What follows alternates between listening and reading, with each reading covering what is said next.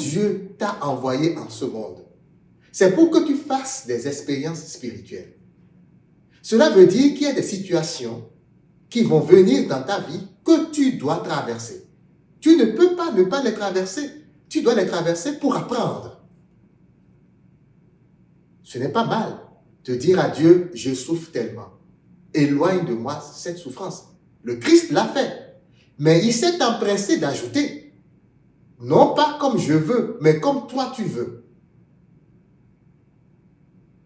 Lorsqu'on est affligé, lorsqu'on traverse des périodes difficiles, on peut dire à son Père, je n'en peux plus. C'est légitime. Mais il faut s'empresser d'ajouter, non pas comme je veux moi. Ce n'est pas ma volonté qui va s'accomplir. Si c'est ce que toi tu veux, Seigneur, que cela s'accomplisse pour moi.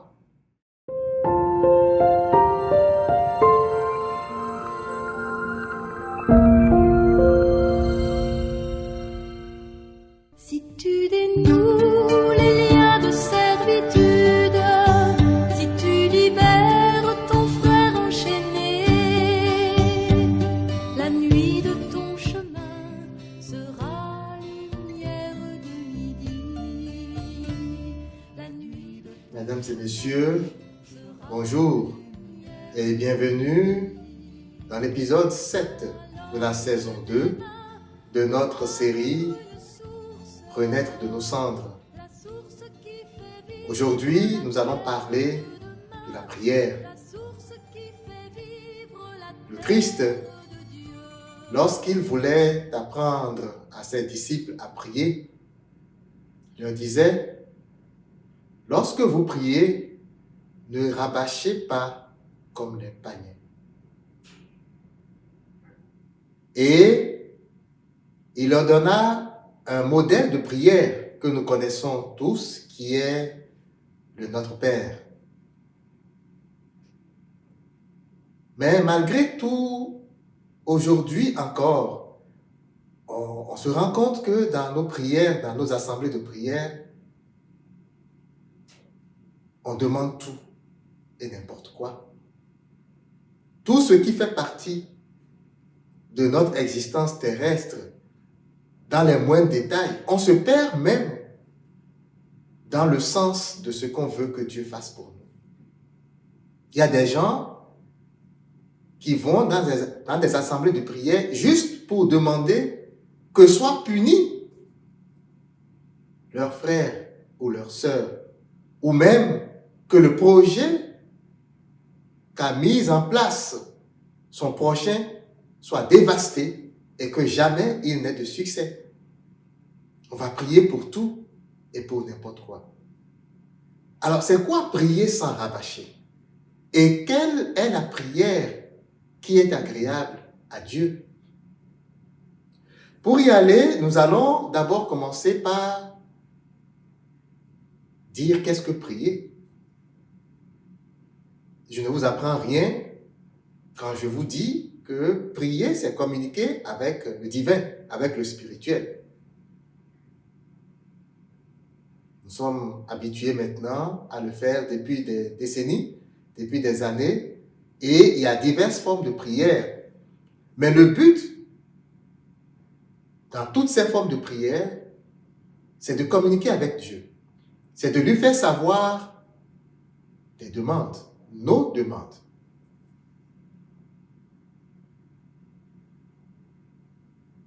Quand je dis nos demandes, ce n'est pas seulement des demandes matérielles. Ça peut être aussi une soif de l'âme, de contempler le Seigneur, de glorifier Dieu. Je peux juste être là et ce qui me plaît, c'est de dire Seigneur, merci. C'est ce que je ressens en moi. Je veux glorifier l'Éternel. Je veux dire Seigneur, merci. Parce que je crois en toi. Je sais que c'est toi qui m'as créé. Et tout ce que j'ai en ce moment, la paix profonde que je ressens en moi, c'est toi. C'est toi qui me la donnes. Alors je veux te dire merci. Prière de reconnaissance. Donc, le but de la prière, c'est de communiquer avec Dieu pour lui faire connaître nos besoins. Et c'est justifié parce que le Christ lui-même nous dit dans Jean 16, verset 24, « Jusqu'à présent, vous n'avez rien demandé en mon nom. Demandez et vous recevrez, afin que votre joie soit parfaite. Dieu ne nous a pas envoyés en ce monde pour nous délaisser. Et ça, il faut se le rappeler, il est toujours avec nous. Il est en nous. Il a établi sa demeure en nous. La porte est là. Il frappe à la porte de notre cœur pour que nous lui ouvrions la porte, pour que son amour puisse aller en nous. Le Christ est là. Il est véritablement avec nous. Je serai avec vous tous les jours jusqu'à la fin des temps. Je suis avec vous tous les jours jusqu'à la fin des temps. La parole de Dieu s'accomplit toujours. C'est clair. Et ça, on le sait. Alors, prier, c'est se mettre donc dans cette disposition où nous nous connectons à un certain espace spirituel. Nous savons bien, l'influence de Dieu dans notre vie se fait par le monde spirituel. C'est ainsi que nous avons chez nous des bons esprits, notamment notre ange gardien, qui est le premier messager par lequel Dieu nous communique quotidiennement des choses. Alors on pourrait se demander, oui, c'est vrai, quand on prie, il ne faut pas rabâcher comme les païens, mais comment? Qu'est-ce qu'il faut faire en ce moment? Est-ce que c'est simplement réciter le Notre Père, la prière du Notre Père, qui est le modèle de prière que le Christ nous a demandé?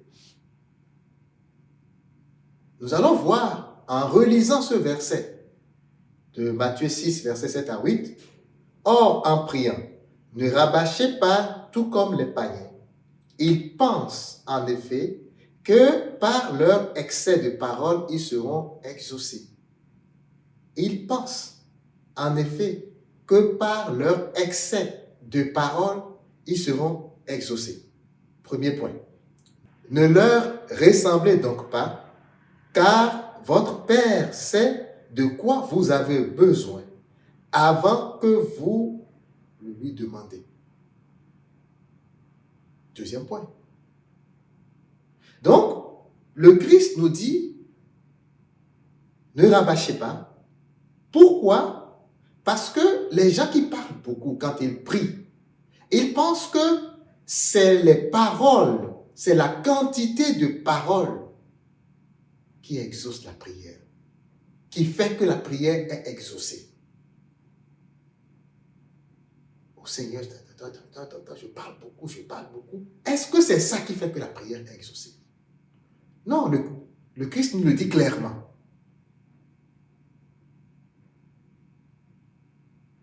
Une communication, c'est d'abord une connexion. Lorsque je prie, je me connecte d'abord avec mon esprit, avec la personne spirituelle qui est Dieu, avec qui je parle. Et ce n'est pas seulement avec Dieu. Lorsque je parle avec un homme, je dois être là pour écouter et comprendre ce qu'il dit. Si je parle avec quelqu'un et qu'il me parle et que mon esprit s'évade, ça veut dire que ça ne m'intéresse pas ce qu'il dit. C'est ce que ça veut dire. Et on le fait parfois. Quand tu es quelque part et qu'on parle et que ça ne t'intéresse pas, ben tu t'évades tout de suite. Cela veut dire que la véritable communication, c'en est une, où les deux protagonistes sont connectés l'un à l'autre. Dieu, il est immuable, lui ne bouge pas. C'est à l'homme, créature, de se connecter à Dieu à travers le monde spirituel. Voilà pourquoi, lorsqu'on prie, c'est d'abord la présence. Tout de suite. Tu ne peux pas prétendre être en train de prier si ton esprit est ailleurs. La première étape, c'est l'établissement de cette connexion spirituelle. Tu ramènes ton esprit de là où il était dans le monde. Les pensées qui étaient en toi, là, tu les vides. Tu ramènes l'esprit vers toi.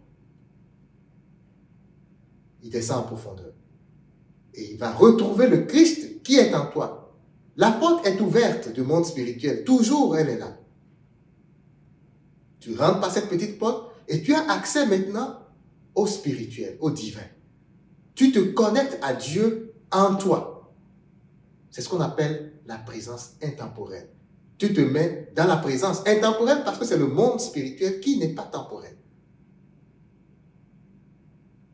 La présence de Dieu, c'est la première étape quand on veut prier. La deuxième étape, quand on veut prier, c'est le contenu de la prière. Et en ce sens, on voit tout de suite que le Christ met l'accent sur ce que nous devons demander. Et c'est là où le deuxième élément rentre en ligne de compte. Il dit, car votre Père sait de quoi vous avez besoin avant que vous le lui demandez. La plupart du temps, lorsqu'on prie, lorsqu'on fait des demandes à Dieu, on ne prend pas en compte ce passage. Parce que je demande de me donner beaucoup d'argent, de quoi me nourrir, de quoi me vêtir, et même de quoi amasser des richesses. Je veux des millions de dollars dans mon compte et je vais demander à Dieu. L'évangile de la prospérité. Je vais demander des choses matérielles. D'un autre côté, je peux aller demander à Dieu de m'éloigner des tentations. Oui, c'est une demande. Mais est-ce que Dieu ne sait pas tout ça? Lorsque Dieu t'a envoyé en ce monde, c'est pour que tu fasses des expériences spirituelles. Cela veut dire qu'il y a des situations qui vont venir dans ta vie que tu dois traverser. Tu ne peux pas ne pas les traverser. Tu dois les traverser pour apprendre. Ce n'est pas mal de dire à Dieu, je souffre tellement. Éloigne de moi cette souffrance. Le Christ l'a fait. Mais il s'est empressé d'ajouter, non pas comme je veux, mais comme toi tu veux. Lorsqu'on est affligé, lorsqu'on traverse des périodes difficiles, on peut dire à son Père, je n'en peux plus. C'est légitime. Mais il faut s'empresser d'ajouter, non pas comme je veux moi. Ce n'est pas ma volonté qui va s'accomplir. Si c'est ce que toi tu veux, Seigneur, que cela s'accomplisse pour moi. Et c'est en cela que le Christ nous demande de nous abandonner. Faire confiance à son Père, s'abandonner à lui et penser et se convaincre que lui, notre Père, il sait ce de quoi nous avons besoin avant même que nous ouvrions la bouche. C'est primordial, chers frères et sœurs. Et lorsque le Seigneur nous parle, est-ce que sa parole ne s'accomplit pas dans notre vie? Bien sûr que ça s'accomplit dans notre vie.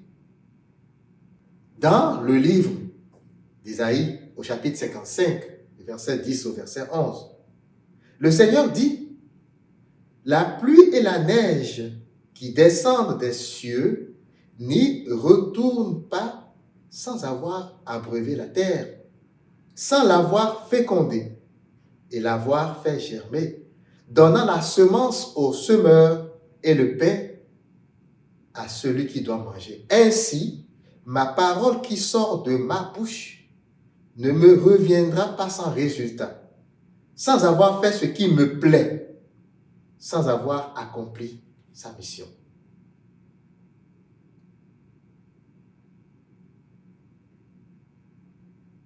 Ce que Dieu nous dit, c'est que lui, il est avec nous. Il nous comble de bien.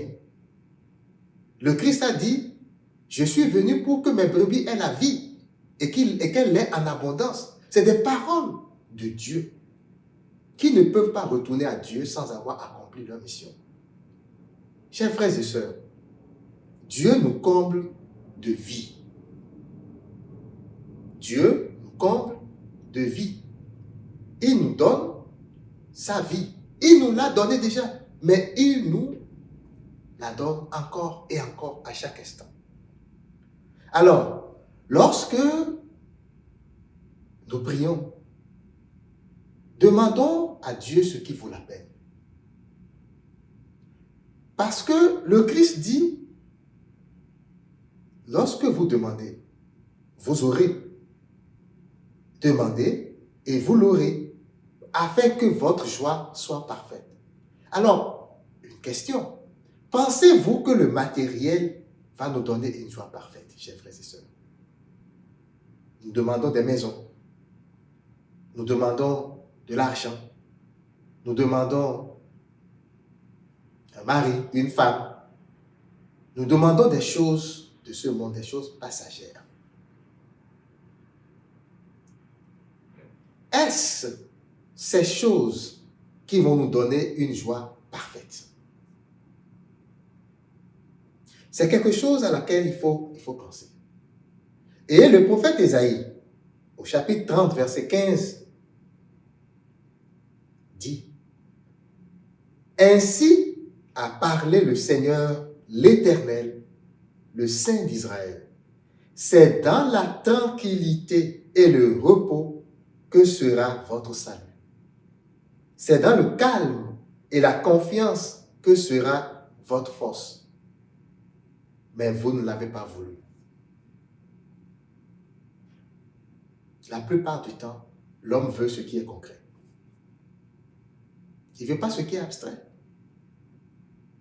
Il veut là, maintenant. Et comme Dieu n'est pas un charlatan, c'est sa volonté à lui qui va s'accomplir et non la volonté de l'homme. Dieu donne toujours toutes choses en son temps. Mais l'homme est pressé. L'homme veut là maintenant. 1 million, le pouvoir, la célébrité. On veut être beau, on veut être vu de tout le monde. C'est ce que l'homme veut. Et c'est ce que l'homme demande à Dieu. Je vais être élevé. Mais c'est quoi être élevé? Est-ce ce que Dieu veut pour toi? Est-ce ta mission sur la terre? Est-ce que Dieu t'a envoyé pour être élevé aux yeux des hommes? Est-ce pour cela que Dieu t'a envoyé sur cette terre? C'est important de se poser les bonnes questions. Parce que nos prières, finalement, deviennent des prières de païens. Le Christ a dit, ne rabâchez pas comme les païens. Mais la plupart du temps, ce que nous faisons, c'est exactement ça. Nous rabâchons comme les païens.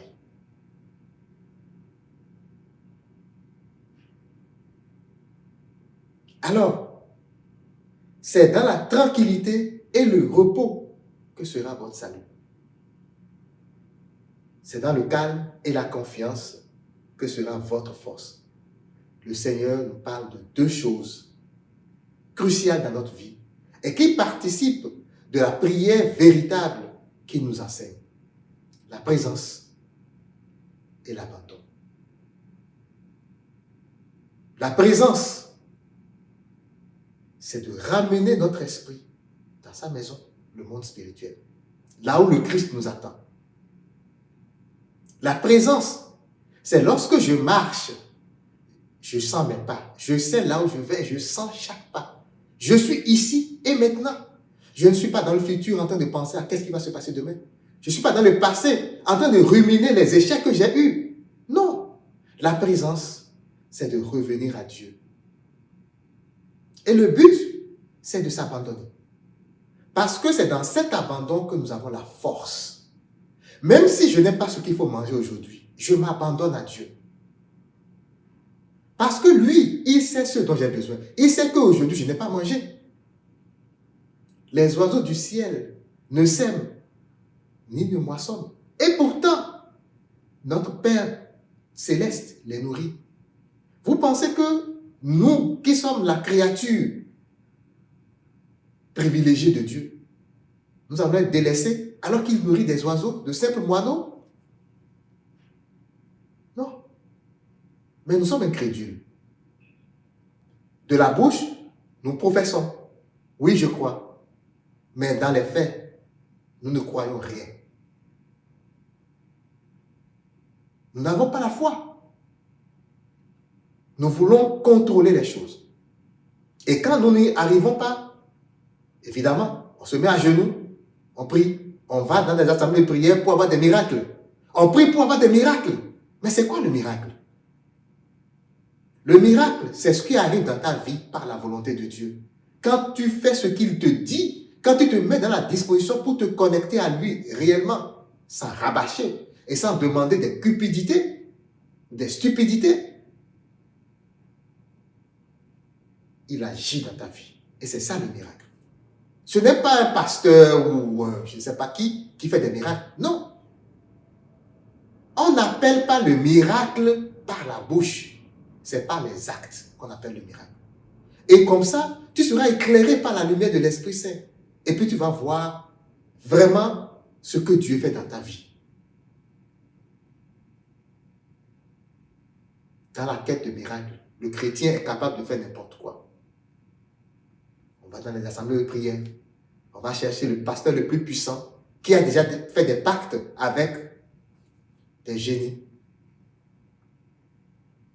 On va chez des charlatans pour avoir ce qu'on veut. Parce que notre volonté doit s'accomplir. Mais non. Dans la prière de notre Père, le modèle de prière que le Christ nous donne, c'est que ta volonté soit faite sur la terre comme au ciel. On pourrait même ajouter que ta volonté soit faite spécialement pour moi. C'est cela, chers frères et sœurs, prier. Et nous pourrions ainsi prendre donc, cet exemple de prière, ce modèle de prière de notre Père, qui, je vous le rappelle, a plus d'action en nous quand elle est méditée dans sa substance que quand elle est récitée sans que nous n'en prenions vraiment conscience. Il faut méditer le Notre Père. Méditer, ça veut dire tu prends chaque mot et tu le soupèses. Tu prends chaque parole et tu regardes la teneur. Tu te mets en présence de Dieu pour que l'Esprit Saint t'illumine sur la teneur.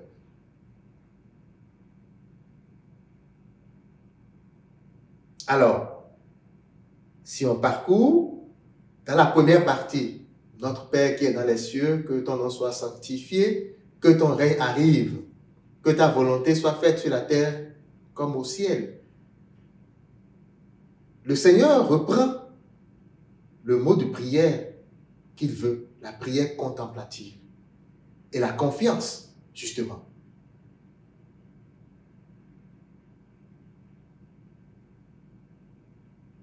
Notre prière, c'est de demander l'Esprit Saint pour qu'en sa présence, nous soyons la présence de la lumière pour contempler les merveilles de l'amour de Dieu. C'est la meilleure prière, chers frères et sœurs. C'est la plus efficace. C'est la plus importante et la plus vitale pour notre esprit, pour notre âme. C'est celle-là. Et la première partie de notre Père, justement, que ton règne arrive. La confiance, l'abandon. Que ta volonté soit faite. On commence d'abord par sanctifier le Seigneur. On dit, je te sanctifie, mon Dieu. Que ton nom soit sanctifié. Lorsqu'on est dans la contemplation, c'est ce que notre âme, notre esprit dit à Dieu.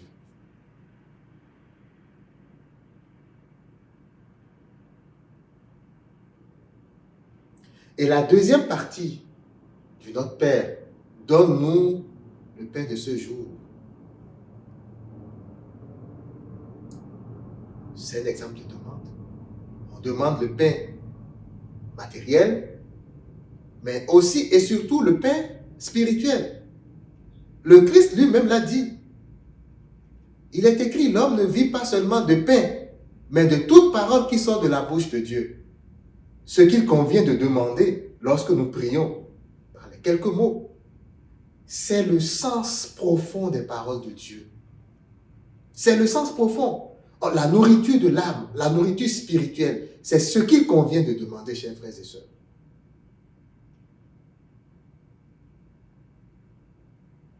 Chaque jour, notre esprit a besoin d'être nourri par la parole. Lorsque nous rentrons chaque matin dans la présence de Dieu, il nous abreuve par sa parole, il nous parle. Parfois, il nous doit sur des références bibliques, mais parfois, c'est juste sa voix en nous, il nous parle. Il nous dit combien il nous aime. Il nous dit combien son amour est là pour rester. Il nous dit combien nous devons être courageux, nous devons prendre courage et être forts dans l'adversité, dans l'épreuve. Et ça, c'est chaque jour, chaque instant.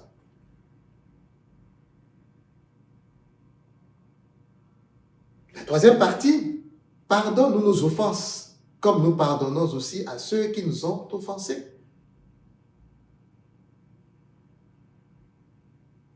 Le pardon, c'est quelque chose qui nous élève. Le Christ, par là, veut nous amener à vaincre l'amour-propre en nous. Et on va voir. Pour y arriver, ce n'est pas de nos propres forces. On demande à Dieu de ne pas nous laisser entrer en tentation. Ne pas nous laisser entrer en tentation, ça ne veut pas dire que des souffrances ne viennent pas dans notre vie, que des tentations ne viennent pas. Dans la capsule précédente, l'épisode 5 sur les tentations, nous avons dit les tentations sont nécessaires. Les tentations sont nécessaires pour notre purification. Nous serons affligés dans le monde. Et le Christ l'a dit, vous allez souffrir dans le monde. Ne vous y méprenez pas. Vous allez souffrir dans le monde. Mais ce qu'il faut demander, c'est le courage de vaincre le malin, de vaincre le tentateur, comme lui, le Christ, a pu vaincre le tentateur. Et ce courage, nous l'obtenons par l'Esprit Saint. C'est pourquoi le Christ nous dit, si vous, méchants comme vous êtes en mesure de donner de bonnes choses à vos enfants, combien plus encore votre Père du ciel ne donnerait-il pas l'Esprit Saint à ceux qui le lui demandent? La demande suprême, chers frères et sœurs, que nous sommes appelés à faire au Seigneur, c'est l'Esprit Saint. Demandez l'Esprit d'amour. Parce que c'est cet Esprit qui va nous éclairer, qui va nous fortifier, qui va nous régénérer, pour nous donner force et courage, pour que nous puissions vaincre nos propres, ce qu'on appelle nos souillures, nos amours propres. C'est l'Esprit qui va purifier notre cœur.